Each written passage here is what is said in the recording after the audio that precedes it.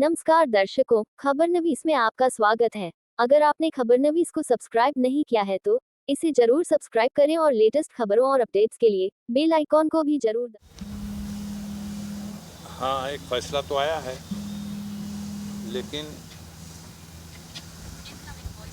आप जैसा कि जानते हैं सब लोग,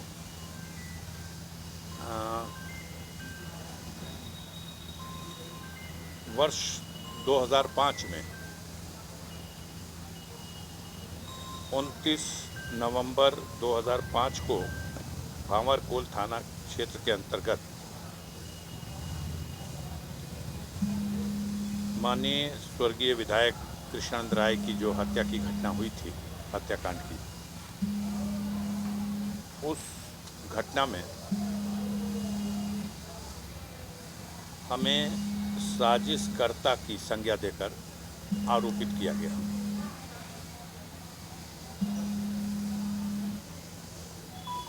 इस मुकदमे की विवेचना पुलिस ने की, चार्जशीट भी दी। इसी मध्य पीड़ित पक्ष की याचिका पर माननीय उच्च न्यायालय ने मामले की अग्रिम विवेचना सीबीसीआईडी को सौंप दी। सीबीसीआईडी ने इसकी विवेचना की और सीबीसीआईडी की चार्जशीट आने के बाद पीड़ित पक्ष की याचिका पर माननीय सर्वोच्च न्यायालय के आदेश से इस मुकदमे का विचारण गाजीपुर उत्तर प्रदेश से ट्रांसफ़र करके देश की राजधानी दिल्ली में भेज दिया गया और दिल्ली में स्पेशल कोर्ट सीबीआई की जो एमपी एमएलए कोर्ट है, उसके कोर्ट में इस मामले का विचारण हुआ और 3 जुलाई सन 2019 को ट्रायल कोर्ट ने, विचारण न्यायालय ने सभी आरोपियों को दोषमुक्त कर दिया। ये वो कहानी है जिस कहानी के पीछे लगातार देश की मीडिया और कुछ राजनेता इसको बार बार अफजाल अंसारी की भूमिका और उसमें इस सवाल उठाते रहे। दुर्भाग्यपूर्ण परिस्थितियां ये बनी कि उसी मुकदमे को आधार बनाकर वर्ष 2007 में मोहम्मदाबाद थाने पर बनाम अफजाल अंसारी एक यूपी गैंगस्टर एक्ट का मुकदमा 3/1 धारा 3 कोष्ट में 1 ये मुकदमा पंजीकृत किया गया। मुकदमे के जो चार्ट है, क्राइम चार्ट, उसमें एक मुकदमा वही 589/2005 थाना भांवरकोल जो पंजीकृत था, उसी मुकदमे को आधार बनाया गया। अब इस मुकदमे का भी विचारण होता रहा, टलता रहा और अंतोगत्वा गाजीपुर की ट्रायल कोर्ट ने 29 अप्रैल 2023 को, याद रखिएगा वो तिथि 29 अप्रैल, हमारे गाजीपुर के मीडिया के लोग तुक में तुक खूब मिलाते हैं कि 29 अप्रैल कभी अफजाल अंसारी को सह नहीं सकता। आज भी 29 अप्रैल है, 29 तारीख, आज भी 29 तारीख है। तब अप्रैल का महीना था जब हमारे न्यायालय से 4 वर्ष के साधारण कारावास और 1 लाख रुपए के अर्थदंड से दंडित करने का दंडादेश पारित किया गया। मैं जेल गया। माननीय उच्च न्यायालय इलाहाबाद में याचिका दाखिल की, अपील दाखिल की। गाजीपुर के सेशन कोर्ट के स्पेशल एमपी एमएलए कोर्ट के फैसले के खिलाफ इस अपील में, ये अपील हमारी सुनी जाए। इस फैसले में ये दोष है। माननीय उच्च न्यायालय ने प्रथम दृष्टया उसे सुनवाई के लिए स्वीकार तो किया, मुझे जमानत भी दे दी, लेकिन सजा का जो आदेश था उसे निलंबित नहीं किया। परिणाम स्वरूप मेरी सदस्यता जो निलंबित कर दी गई थी वो बहाल नहीं हो सकी। मुझे इसके लिए सुप्रीम कोर्ट जाना पड़ा। माननीय सर्वोच्च न्यायालय ने सुनवाई के बाद जो गाजीपुर के एमपी एमएलए कोर्ट से 4 वर्ष की सजा का दंडादेश पारित हुआ था, उस आदेश को निलंबित कर दिया और कुछ शर्तें लगा दी। उन शर्तों का पालन किया गया, जैसे आप सदन की कार्रवाई में भाग लेकर मतदान नहीं कर सकते, कोई भत्ता नहीं ले सकते, तनख्वाह या कोई मौद्रिक लाभ नहीं लेंगे। और ये भी कह दिया कि गाजीपुर में जो अपील पेंडिंग है, अरे इलाहाबाद हाई कोर्ट में जो अपील पेंडिंग है, उस अपील का निस्तारण 30 जून तक कर दिया जाए, करने की कोशिश की जाए। यह आदेश माननीय उच्च न्यायालय के लिए था। अब माननीय सर्वोच्च न्यायालय के इस आदेश के क्रम में लोकसभा से अधिसूचना जारी हुई, सांसद का पद बहाल हुआ, चुनाव लड़ने की अयोग्यता समाप्त हुई और उसके बाद फिर चुनाव आ गया। माननीय सर्वोच्च न्यायालय ने अपने आदेश में यह भी लिखा था कि आप चुनाव लड़ सकते हैं, लेकिन अगर आप चुनाव जीत जाएंगे तो वो निर्भर करेगा जो आपकी अपील का फैसला आएगा उसके ऊपर। अब चुनाव हुआ, पूरे चुनाव गाजीपुर की जनता को, गाजीपुर के मतदाताओं को इस बात से भरमाया गया, डराया गया और भटकाने का प्रयास किया गया कि अफजाल अंसारी का तो जो उन्हें अनाउंस हुआ है टिकट, वो टिकट ही कट जाएगा। अच्छा, टिकट नहीं कट सका तो अब उनका पर्चा खारिज कर दिया जाएगा। अच्छा, अगर पर्चा खारिज नहीं हो सका तो इनका चुनाव रद्द हो जाएगा। गणना से पहले ही डेट लगी हुई है। संजोग कुछ ऐसा होता रहा, जिस दिन पर्चे की जांच थी उसी दिन डेट, जिस दिन नामांकन दाखिल था उसी दिन डेट, जिस दिन गणना होनी थी 4 तारीख को उससे एक दिन पहले डेट। ये सारे कठिनाइयों को, भ्रम को हमारे कार्यकर्ताओं ने, गाजीपुर की महान जनता ने फेस किया है। और देखिए, आप सब हमें क्षमा करिएगा, आप में से कई ऐसे साथी हैं गोदी मीडिया से जिनके जड़ें गोदी मीडिया की तरफ हैं। उन्होंने इस भ्रम को फैलाने में भरपूर भूमिका निभाई। बहुत लोग भ्रमित हुए, लेकिन इतने लोग भ्रमित नहीं हो सके कि फैसला बदल जाए। उनके वोट दे के क्या हुई, उनका चुनाव रद्द हो जाए। अच्छा, जीतू जी हाँ तो सजा हो जाए। चुनाव गणना हुए 4 जून के बाद मैं भारत का वो पहला बदनसीब सांसद हूं जिसको सदन में शपथ दिलाने के सवाल पर भी रोका गया। नहीं, वो तो उस आदेश से जो आपने सबसे पहले मुझसे पूछा था, माननीय वीनू जी ने चुनाव का रिजल्ट आने के बाद मुझसे ये प्रश्न किया था, वो जो आदेश है उसका क्या होगा। हमने कहा वो 17वीं लोकसभा के लिए है। लेकिन हमें क्या पता था कि मीडिया के लोग दिशा देते हैं और उस दिशा पर व्यवस्था चलाने वाले चलते हैं, और आपकी दिशा पर चल करके उन्होंने रोक तो दिया। लेकिन जब मेरी मुलाकात हुई लोकसभा स्पीकर साहब से और मैंने उनको एक्सप्लेन किया अपना पक्ष, कहा कहीं लिखा हो कि शपथ न दिलाई जाएगी जीते हुए को। अब मैं दिखाता हूं, लिखा है संविधान में आर्टिकल 99 में कि जो निर्वाचित होकर के आएगा उसको शपथ दिलाई जाएगी। अगर मैं योग्य कैंडिडेट नहीं होता तो चुनाव नहीं लड़ सकता था। मेरी योग्यता का प्रमाण है कि मेरा चुनाव वैध, और मैं चुनाव जनता में मेरी लोकप्रियता का प्रमाण है कि जनता ने मुझे निर्वाचित किया, 1.25 लाख वोटों के अंतर से निर्वाचित किया। और अब शपथ न दिलाई जाए ऐसा कोई एक बिंदु भी ऐसा माननीय सर्वोच्च न्यायालय के आदेश में नहीं है। और उन्होंने कहा है कि 30 जून तक डिसाइड कर दिया जाए, तो यह आदेश हाई कोर्ट के लिए है।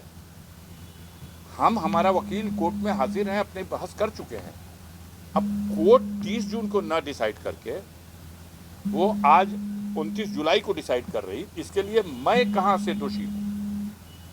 और माननीय हमारे लोकसभा स्पीकर साहब ने इसकी गहराई को समझा। मैं आभार प्रकट करूंगा उनका कि उन्होंने फिर 1 जुलाई को मुझे अपने चेंबर में बुला करके और संसद पद की शपथ दिला दी। 2 चीजें हैं, एक ये है कि कुछ मेरे लिए किसी के मन में घृणा है, और एक ये है कि गाजीपुर की लाखों लाख जनता के लिए उसको आप डराते हो, धमकाते हो, भरमाते हो, और फिर भी आपकी कतार में वो नहीं खड़े होने को तैयार होती है। सारा कुकर्म और मनमानी किया गया, लेकिन कहीं ना कहीं सब हाकिम के ऊपर भी कोई हाकिम है और उसकी मर्जी है। मैंने कभी कोई बिगाड़ा नहीं, मैं निर्दोष था, मेरा कोई हाथ नहीं है 29 नवंबर की घटना में। न जो मुझे गैंगस्टर डिक्लेयर किया गया था, मैं कतई गैंगस्टर नहीं हूं। अफसोस है कि पूर्वांचल और गाजीपुर का बच्चा बच्चा ये जानता है, जो खुद गंदी छवि के लोग हैं, समाज विरोधी लोग हैं, वो मुझे गैंगस्टर डिक्लेयर करके मुस्कुराते हैं। अपने षड्यंत्र में उन्हें सफलता मिली थी, लेकिन अंतो गतवा गाजीपुर की जनता को सजा देने वाले लोगों को गाजीपुर की जनता माफ नहीं करेगी। आज का जो फैसला आया है वो जाइए देखिए गरीबों की बस्तियों में, उनके चेहरे पर एक मुस्कान है। वो सब डरे हुए थे, सहमे हुए थे, लेकिन जो डरता है, जो सहमता है, वो सबके मालिक का दरवाज़ा खटखटाता है। और उस मालिक के दरवाजे में आज सावन का महीना, पवित्र महीना, भोलेनाथ का प्रिय दिन, दूसरा सोमवार। कल ये तो सबने दिखाया कि अफजाल अंसारी ने मुसलमानों से दुआ की अपील की, लेकिन ये किसी ने नहीं दिखाया कि अफजाल अंसारी के लिए सर्व समाज के लोगों ने, हमने अपने किसी मित्र को टेलीफोन किया, वो बात वायरल की गई। कहाँ क्या खोजते रहते हैं? क्या ये माना कौन बचा है, कौन दरबार बचा है? भोलेनाथ के दरबार में आज जल चढ़ाने वालों ने चिल्ला चिल्ला के गुहार लगाई है। देवी के दरबार में दोनों लोगों ने मत्था टेका है। जिसकी जहां आस्था है, हर जगह। तो ये माना जाए कि जो 29 तारीख है इस बार सावन में पड़ी थी और भोलेनाथ की नहीं, 29 तारीख का मन तक काम नहीं आएगा।